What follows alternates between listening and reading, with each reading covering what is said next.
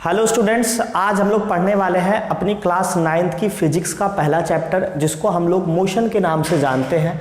और खासा ही important chapter होने वाला है ये हमारे लिए, थ्योरी के लिहाज से भी और न्यूमेरिकल के पॉइंट ऑफ व्यू से भी। तो इसको समझेंगे और जो भी डाउट होगा उसको आप लोग कमेंट बॉक्स में पूछ सकते हैं मेरे से, ठीक है ना। तो स्टार्ट करेंगे। उससे पहले हम लोग ये समझेंगे कि फिजिक्स के बारे में, क्योंकि क्लास 9th के लिए ये समझना बहुत ज़्यादा इंपॉर्टेंट रहेगा कि फिजिक्स क्या है। हम जानते हैं कि जो हमारी साइंस होती है वो 3 पार्ट्स में बटी होती है, जैसे कि हमारी फिजिक्स, केमिस्ट्री और बायोलॉजी। केमिस्ट्री की बात करते हैं तो उसमें हम लोग चेंजेस के बारे में पढ़ते हैं, केमिकल चेंजेस किस प्रकार से होते हैं हमारे। और अगर आप बायोलॉजी की बात करें तो उसमें हम लोग लिविंग ऑर्गेनिज्म के बारे में पढ़ते हैं, ठीक है ना, जिसमें हमारे पौधों के बारे में भी पढ़ते हैं हम लोग, और उसमें हम लोग अपने ह्यूमन बींग्स के बारे में भी पढ़ते हैं। अगर हम फिजिक्स की बात करते हैं, यहाँ पे छोटा सा इसको समझेंगे, इंपॉर्टेंट रहेगा। अगर हम फिजिक्स की बात करते हैं तो फिजिक्स जो शब्द है बच्चों, वो हमारा एक ग्रीक वर्ड है। ग्रीक वर्ड है हमारा, ग्रीक वर्ड है जिसको हम लोग बोलते हैं फ्यूसिस, ठीक है। ग्रीक वर्ड है जिसको हम लोग फ्यूसिस के नाम से जानते हैं। इससे हमारा शब्द बना है क्या? फिजिक्स, ठीक है ना। उससे हमारा शब्द बना है फिजिक्स। और इस फ्यूसिस का मतलब होता है नेचर, यानी बेसिकली हम अगर नेचर की मतलब प्रकृति, कहने का मतलब अगर हम बात करें फिजिक्स की, तो फिजिक्स क्या है? बेसिकली फिजिक्स नेचर की स्टडी है। नेचर में होने वाले जो चेंजेस हैं हमारे, उसके बारे में हम लोग फिजिक्स में पढ़ते हैं, इस बात को ध्यान रखिएगा। तो हमें क्या समझ में आया कि जो फिजिक्स है, यानी कि भौतिक जिसको हम लोग कहते हैं या भौतिक विज्ञान के नाम से जानते हैं, वो ये जो फिजिक्स शब्द है वो ग्रीक वर्ड फ्यूसिस से बना है, जिसका मतलब होता है नेचर। नेचर में होने वाले चेंजेस के बारे में हम लोग फिजिक्स में पढ़ते हैं। अब नेचर में किस तरीके से, जैसे आप लोग देखते हो ग्रेविटेशन की थ्योरी दी कि सेब गिरा ऊपर से, तो वहाँ से हमें ग्रेविटी के बारे में पता चला। सेब गिरा है, आप देख सकते हो एप्पल का गिरना, या फिर हम बोल सकते हैं जो हमारे प्लैनेट्स हैं वो किस तरीके से सन के चारों तरफ चक्कर काट रहे हैं, ठीक है ना। और इसके अंदर बहुत सारी चीज़ें हम देख सकते हैं, जैसे वायर के अंदर करंट कैसे फ्लो हो रहा है। इन सब का जो लॉजिक होता है वो हम लोग किस में पढ़ते हैं? वो हम लोग पढ़ते हैं किसमें? फिजिक्स में पढ़ते हैं बच्चों। इस चीज़ को ध्यान रखिएगा। अब हम लोग आते हैं अपने चैप्टर पे। तो ये आपको ध्यान रखना है कि फिजिक्स फ्यूसिस वर्ड से बना है, जिसका मतलब होता है nature.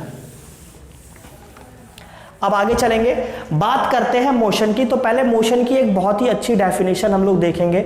Motion, the phenomena of change of position of object with respect to time, ठीक है ना। हिंदी में इसी को हम लोग किस तरीके से लिख सकते हैं कि किसी वस्तु का अन्य वस्तु की तुलना में समय के सापेक्ष स्थान में होने वाला परिवर्तन ही क्या कहलाता है? गति कहलाता है। अब इसको समझ कैसे सकते हैं हम लोग, ये समझिएगा। मान लीजिए कि कोई एक पॉइंट है, ये ए है, और इसको हम लोग मान लेते हैं ये कोई पॉइंट है ए और बी।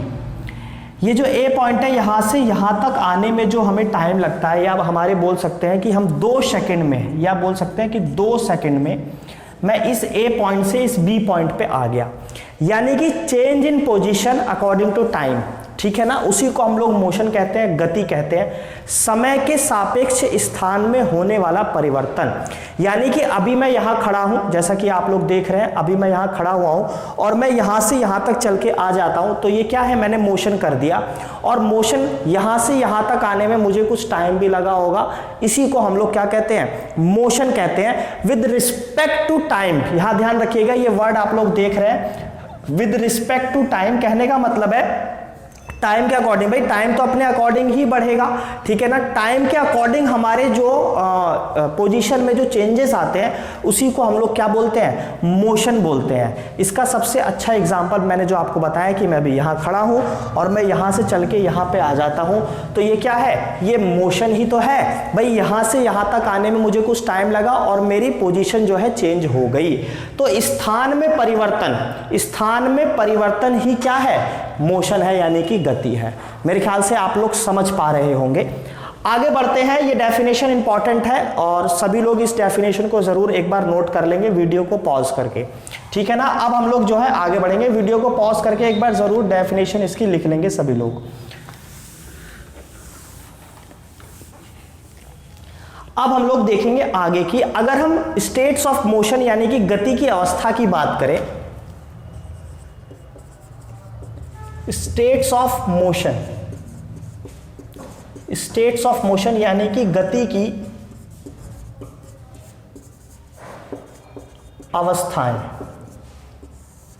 गति की अवस्था की अगर हम बात करते हैं स्टेट्स ऑफ मोशन, तो बेसिकली बच्चों गति की दो अवस्थाएं होती हैं, ठीक है ना। गति की बेसिकली हमारी दो अवस्थाएं होती हैं और दोनों हम बहुत आसानी से समझ सकते हैं, ठीक है ना। एक होती है state of rest, state of rest, और एक होती है हमारी state of motion, state of motion. State of rest, state of motion, हालांकि इसको हमें नॉर्मली समझना है, ये एग्जाम में इससे यहां से हमारा बहुत ज्यादा क्वेश्चन नहीं बनता है, ना ही आएगा वो। स्टेट ऑफ रेस्ट का मतलब क्या है बच्चों, कि जैसे मैं अभी पढ़ा रहा हूं और आप लोग एक जगह बैठ के मेरी वीडियो देख रहे होंगे, तो आप क्या है, आप गति नहीं कर रहे हैं, आप विराम अवस्था में। इसको हिंदी में हम लोग क्या बोलते हैं, विराम अवस्था, और इसको हम लोग बोलते हैं गति की अवस्था। विराम अवस्था और गति की अवस्था के नाम से जानते हैं, ध्यान रखना। विराम अवस्था, जैसा कि मैंने बताया कि मैं अभी पढ़ा रहा हूं और आप लोग एक जगह स्थिर बैठ के मेरा वीडियो देख रहे होंगे जो लोग, तो वो क्या है, वो है स्टेट ऑफ रेस्ट में, यानी कि विराम अवस्था में। यहां पे उनकी पोजीशन चेंज नहीं हो रही है, ध्यान रखना। Does not change its position, समझ में आ रही है बात। इसको हम लोग सिंपल भाषा में बोल सकते हैं, does not change its position, does not change its position, यानी कि वो अपनी अवस्था में परिवर्तन नहीं लाएगा, तो वो क्या है, स्टेट ऑफ रेस्ट के नाम से हम उसको समझ सकते हैं।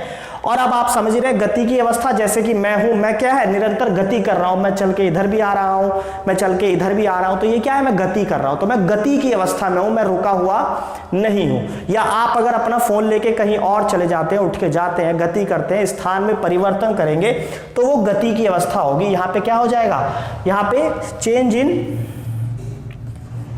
चेंज इन पोजीशन,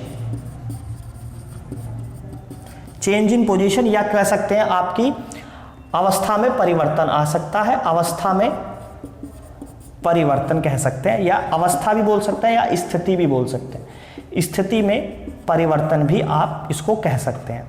तो समझ में आ रही होगी बात कि हमारी स्टेट ऑफ मोशन दो ही टाइप्स का होता है, एक होता है स्टेट ऑफ रेस्ट, एक होता है स्टेट ऑफ मोशन, यानी कि विराम की अवस्था और गति की अवस्था। विराम की अवस्था उसको कहते हैं जिसमें हमारी अवस्था में कोई परिवर्तन नहीं होगा, यानी कि जहां हम हैं एक आने वाले टाइम पे भी हम वहीं ही रहेंगे, ठीक है। यानी कि जैसे कि मैंने उदाहरण दिया, एक सबसे बेसिक या सबसे लाइव एग्जांपल यही है कि आप एक जगह बैठ के ही बेसिकली मेरा वीडियो देख रहे होंगे, और अगर आप एक जगह बैठ के देख रहे हैं तो वो स्टेट ऑफ रेस्ट है, और हो सकता है कुछ लोग घूमते घूमते भी वीडियो देख रहे हो, तो वो क्या है, वो स्टेट ऑफ मोशन कहलाएगी, यानी कि गति की अवस्था कहलाएगी, जहां उनके स्थान में परिवर्तन हो रहा है। बात समझ में आ रही होगी। तो एक एक चीज को नोट्स बनाते हुए चलेंगे, इसी से साथ साथ उतारते हुए चलेंगे, और अगर समझने में कोई भी दिक्कत होती है, कोई कॉन्सेप्ट आपका क्लियर नहीं होता है, तो कमेंट बॉक्स में जरूर कमेंट कर देंगे, तो उसको मैं तुरंत ही अगली अपनी क्लास में उसको आपको क्लियर कर दूंगा।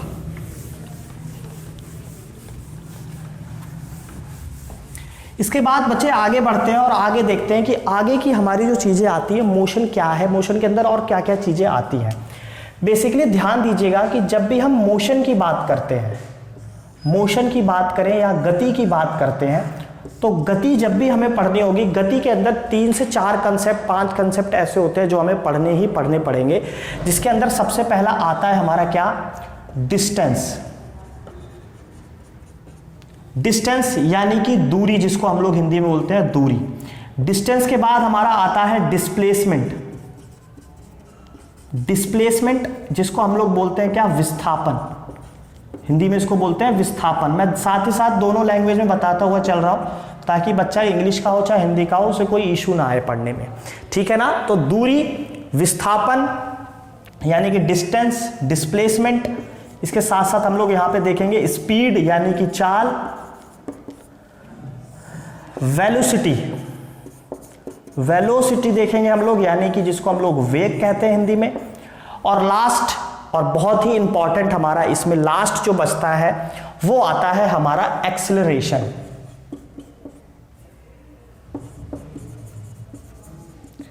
एक्सेलरेशन की बात हम लोग करेंगे, यानी कि हिंदी में जिसको हम लोग त्वरण बोलते हैं।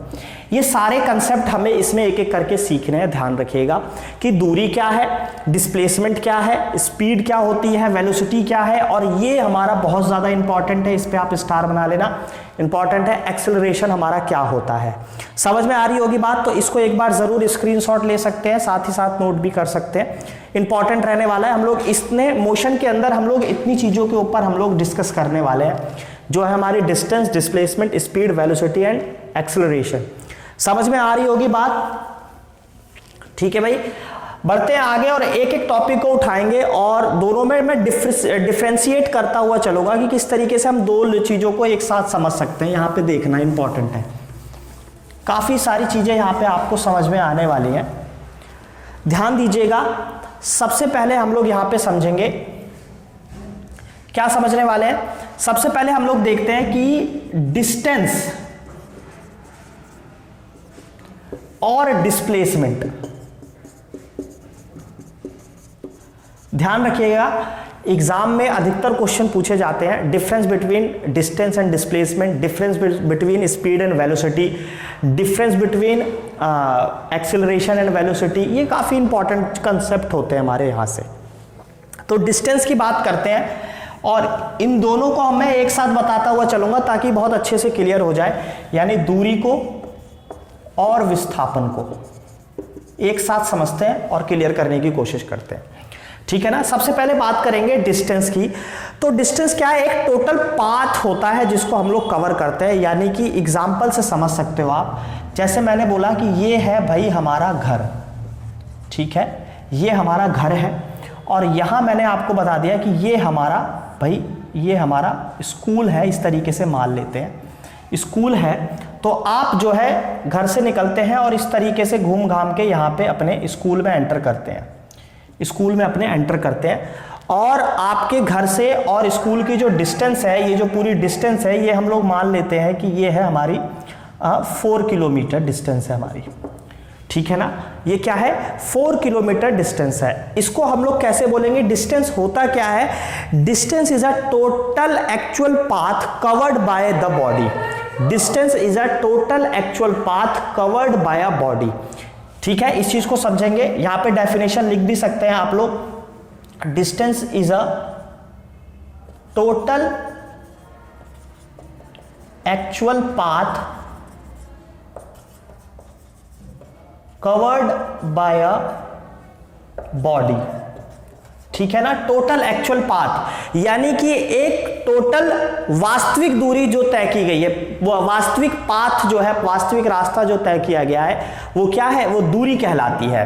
इस चीज को ध्यान दीजिएगा, समझने वाली बात है, ठीक है ना।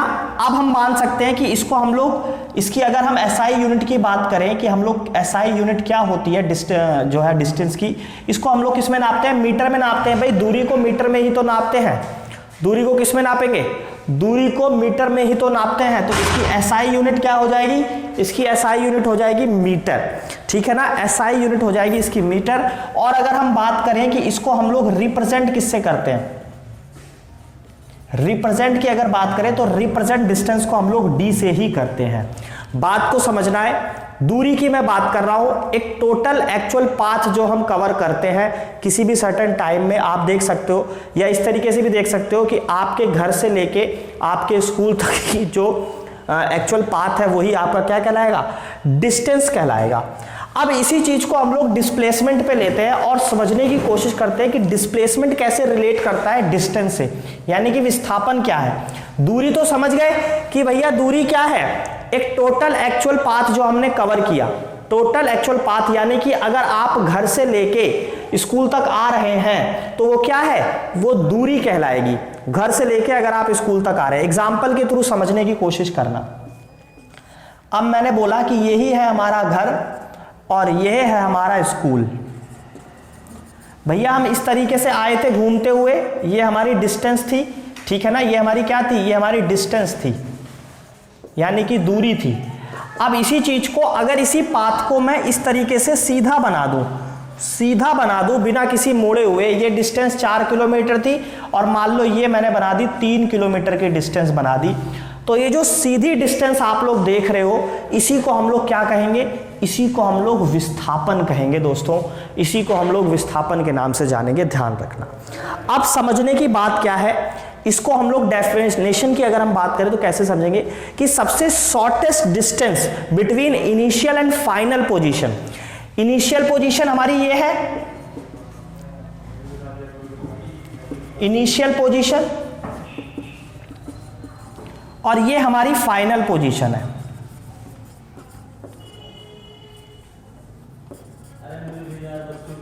इनिशियल और फाइनल पोजीशन है हमारी, यानी ये हमारी प्रारंभिक अवस्था है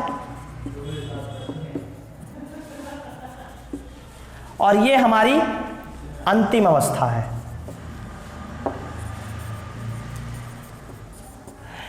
यानी किसी भी दो बिंदुओं के बीच स्ट्रेट डायरेक्शन में जो हम दूरी कवर करते हैं उसको हम लोग क्या बोलते हैं, डिस्प्लेसमेंट बोलते हैं। ध्यान रखना, बहुत ज्यादा इंपॉर्टेंट रहने वाला है। इनिशियल था यानी हमने यहां से शुरू की थी और यहां तक हम लोग पहुंचे। स्ट्रेट डायरेक्शन में हमने जो भी डिस्टेंस कवर किया वो डिस्प्लेसमेंट होगा एक पॉइंट से दूसरे पॉइंट के बीच।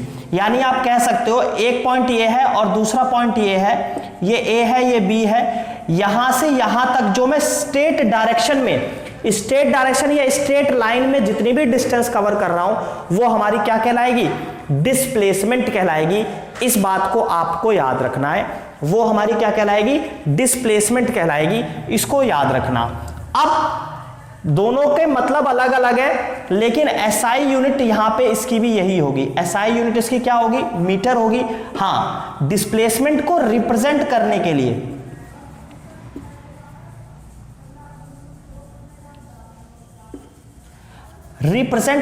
हम लोग s का यूज करते हैं। यानी डिस्प्लेसमेंट को हम लोग d से ना रिप्रेजेंट करके हम लोग विस्थापन को s से रिप्रेजेंट करते हैं। ध्यान रखिएगा, समझ में आ रही होगी बात। इसको एक एग्जांपल से मैं और समझाना चाहूंगा ताकि बिल्कुल ही कंफ्यूजन ना रहे।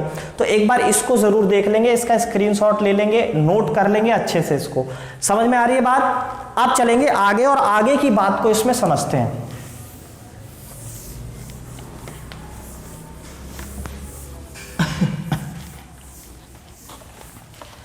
एक सबसे अच्छा एग्जाम्पल इसको समझने का क्या है कि मान लीजिए ये आपका घर है और ये आपका स्कूल है। ये आपका स्कूल है। आप अपने घर से कुछ इस तरीके से निकलते हो, ऐसे जाते हो, इस तरीके से घूमते हो। भाई बहुत सारी गलियां हैं आपके यहाँ। इस तरीके से घूमते हुए आप अपने स्कूल में एंटर करते हो। यहां से लेके यहां तक जो आपने ये पूरी डिस्टेंस कवर की है, जितना भी आपने ये डिस्टेंस कवर किया है, ये आपको डिस्टेंस के नाम से ही पता चलेगा। इसको हम लोग दूरी ही कहेंगे। लेकिन स्ट्रेट डायरेक्शन में सबसे शॉर्टेस्ट पाथ आपने जो कवर किया, सीधी रेखा में जो दूरी तय की, भाई सीधा यहां से यहां तक चले तो ये क्या है, ये विस्थापन है। फिर यहां से यहां तक सीधा चले, ये विस्थापन है। यहां से यहां तक भी विस्थापन है, यहां से यहां तक भी विस्थापन है, ये भी आपका विस्थापन है, ये भी आपका विस्थापन है, और यहां से यहां तक ही भी विस्थापन है। और इन सारे विस्थापन को अगर आप जोड़ दोगे, कितने, 1 2 3 4 5 6 7,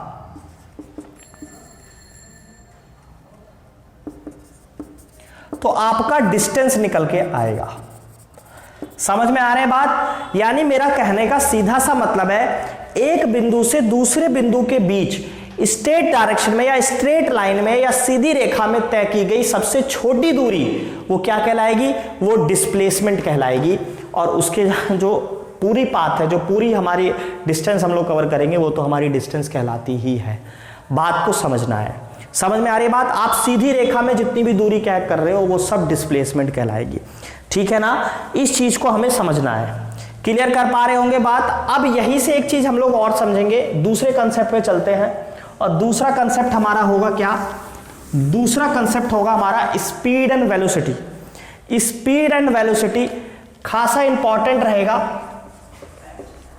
स्पीड एंड वेलोसिटी यानी कि चाल को समझेंगे और साथ ही साथ वेग को समझेंगे कि चाल और वेग क्या है।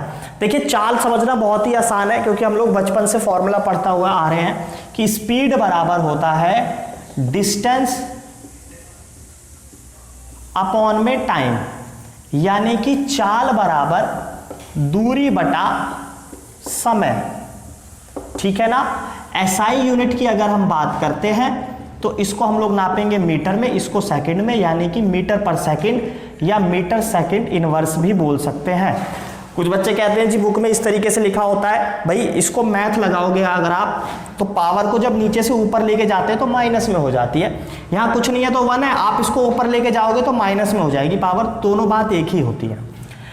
वेलोसिटी क्या होता है इसको भी समझते हैं। वेलोसिटी का अगर हम फॉर्मूले की बात करें कि वेलोसिटी बराबर होता है डिस्प्लेसमेंट अपॉन में टाइम, डिस्प्लेसमेंट अपॉन टाइम। समझ में आ रही है बात? यानी कि वेलोसिटी बराबर s अपॉन में t, सीधी सीधी सी बात है। डिस्प्लेसमेंट को, विस्थापन को तय करने में जो दूरी लग रही है, विस्थापन बटा समय, ध्यान रखना SI यूनिट इसकी भी क्या होगी, विस्थापन को भी हम लोग मीटर में नापते हैं, सेकंड में टाइम को नापेंगे तो इसको भी हम लोग मीटर पर सेकंड इनवर्स कह सकते हैं, मीटर सेकंड इनवर्स कह सकते हैं, ध्यान रखिएगा। समझ में आ रही होगी बात? दोनों के फॉर्मूले अलग अलग है, यूनिट सेम है भले, लेकिन दोनों में अंतर बहुत ज्यादा है। ये उसी तरीके का है कि मैंने जो अभी एग्जांपल लिया था उससे भी समझ सकते हो आप इसको, एग्जाम्पल से समझने की कोशिश करना। ये इस तरीके से निकले और इस तरीके से घूम के आ गए, यहां से यहां तक हमारा जो आने में टाइम लगेगा वो हमारी वेलोसिटी है, और यहां से यहां तक आने में जो टाइम लगेगा वो हमारा क्या है, स्पीड है, ध्यान रखना। यानी कि विस्थापन को तय करने में जो समय लग रहा है वो वेग है, वेलोसिटी, और डिस्टेंस को कवर करने में जो टाइम लग रहा है वो क्या है, वो स्पीड है, वो स्पीड है, ध्यान रखना। समझ में आ रही होगी बात? इंपॉर्टेंट रहती है, ये इंपॉर्टेंट है, खासा इंपॉर्टेंट रहेगा। अब चलते हैं लास्ट टॉपिक जो कि हमारा है एक्सेलरेशन। इसको समझेंगे कि एक्सेलरेशन क्या होता है। समझ में आ रही होगी बात? एक्सेलरेशन को समझेंगे।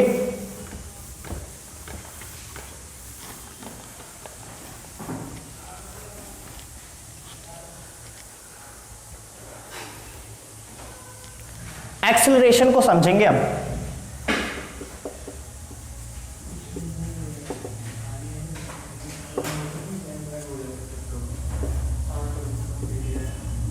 एक्सेलरेशन जिसको हम लोग बोलते हैं त्वरण।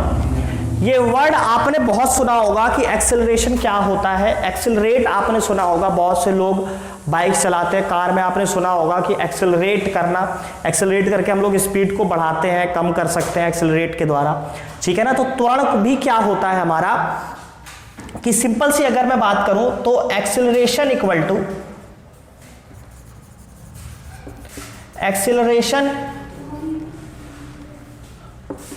Acceleration equal to change in velocity,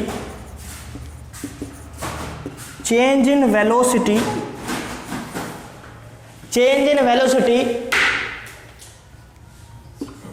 upon time. यानी कि टाइम के अकॉर्डिंग जब वेलोसिटी में चेंज होता है तो उसी को हम लोग क्या बोलेंगे, एक्सेलरेशन बोलेंगे। इसको मैं इस तरीके से दे सकता हूं, ए बराबर, अब यहां पे समझने वाली बात है, यहां पे समझना क्या है, एक्सेलरेशन को किस तरीके से आप समझ सकते हो कि मान लो कि कोई है, ऑब्जेक्ट है या कोई कार है जो अभी मैंने बोला कि भाई कोई कार है, मान लो ये कोई कार है जो हमारी 20 मीटर पर सेकंड की स्पीड से जा रही है, 20 मीटर पर सेकंड की स्पीड से अभी जा रही है, ठीक है ना। और 20 सेकंड बाद इसकी स्पीड जो है, इसी कार की स्पीड हो जाती है कितनी, 20 सेकंड बाद इसी कार की स्पीड हो जाती है 40 मीटर पर सेकंड। 20 सेकंड बाद इसी कार की स्पीड हो जाती है 40 मीटर पर सेकंड। ध्यान से समझना क्वेश्चन को। पहले वेलोसिटी कितनी थी, ये इनिशियल वेलोसिटी है जिसको हम लोग u से रिप्रेजेंट करते हैं, प्रारंभिक वेग u से रिप्रेजेंट करते हैं, इसको हम लोग बोलेंगे इनिशियल वेलोसिटी, इसको हम लोग बोलते हैं प्रारंभिक वेग, हिंदी में प्रारंभिक वेग के नाम से जानते हैं। और ये है हमारी v, इसको रिप्रेजेंट करते हैं v से, यानी कि फाइनल वेलोसिटी यानी कि अंतिम वेग, ठीक है ना। जो पहले स्पीड थी उसको u से, दोनों का मतलब वेलोसिटी ही है, दोनों u का और v दोनों का मतलब वेलोसिटी है, लेकिन एक इनिशियल वेलोसिटी है यानी कि प्रारंभिक वेग जो स्टार्टिंग में था, एक फाइनल वेलोसिटी है जो लास्ट में हो गया। तो एक कार है जो पहले 20 मीटर पर सेकंड की स्पीड से जा रही थी, वेलोसिटी से जा रही थी, और 20 सेकंड बाद उसकी वेलोसिटी हो जाती है कितनी, 40 मीटर पर सेकंड।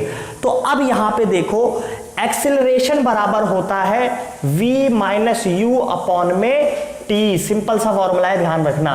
एक्सेलरेशन का फॉर्मूला क्या होगा, v माइनस यू अपॉन में t।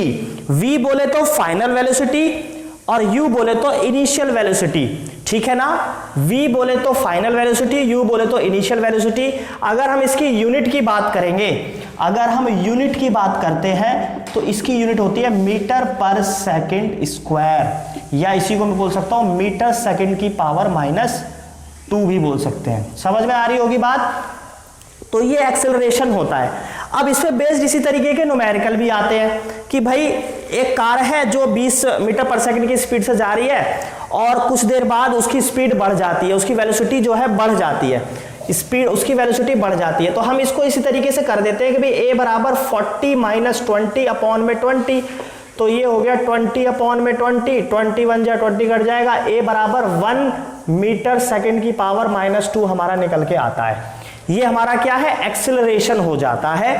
तो ध्यान से समझना एक्सेलरेशन है क्या, इसमें अभी और बड़ा कंसेप्ट है, इसको मैं और समझाऊंगा। एक्सेलरेशन या त्वरण किसको कहते हैं, वेग में होने वाला परिवर्तन ही त्वरण है। क्या, इसको एक बार और लिख देते हैं, वेग में होने वाला परिवर्तन ही क्या कहलाता है, त्वरण है। अब परिवर्तन होने में कुछ समय भी तो लगेगा, इसीलिए t से भी डिवाइड कर देते हैं इसको, इसीलिए t से डिवाइड भी कर देते हैं। तो यही है एक्सेलरेशन, क्या है, change in velocity according to time. तो फॉर्मूला क्या निकल गया, acceleration equal to change in velocity upon time, यानी a बराबर v माइनस यू अपॉन में t, जिसमें v हमारी क्या है, फाइनल वेलोसिटी होती है, u हमारी इनिशियल वेलोसिटी होती है, t टाइम वेग में होने वाला परिवर्तन। अब इसकी यूनिट हमने बात करी, यूनिट क्या होगी, मीटर पर सेकंड की पावर -2। ये सारी ही बातें मोस्ट इंपॉर्टेंट है। अभी के लिए इतना ही। इसके बाद जो नेक्स्ट वीडियो आएगी उसमें मैं समझाऊंगा इनका रिलेशन, इनका ग्राफ, टाइप्स ऑफ मोशन और हमारे इक्वेशंस ऑफ मोशन किस तरीके की होती हैं, ठीक है ना। ये सारी चीजें हम लोग समझेंगे। एक्सेलरेशन को भी अभी समझेंगे कि ये नेगेटिव होता है, पॉजिटिव होता है, डिस्टेंस नेगेटिव पॉजिटिव कैसे हो सकती है, काफी सारी चीजें समझेंगे। फिलहाल अभी के लिए इतना ही, इतना समझिए, देखिए इसको। अगर कोई डाउट होता है तो कमेंट करिए, बताइए, उसको मैं अगले अपने लेक्चर में आपके डाउट को सॉल्व कर दूंगा। आगे की टॉपिक हम लोग इसमें अगली नेक्स्ट वीडियो में कवर करेंगे। Thank you so much.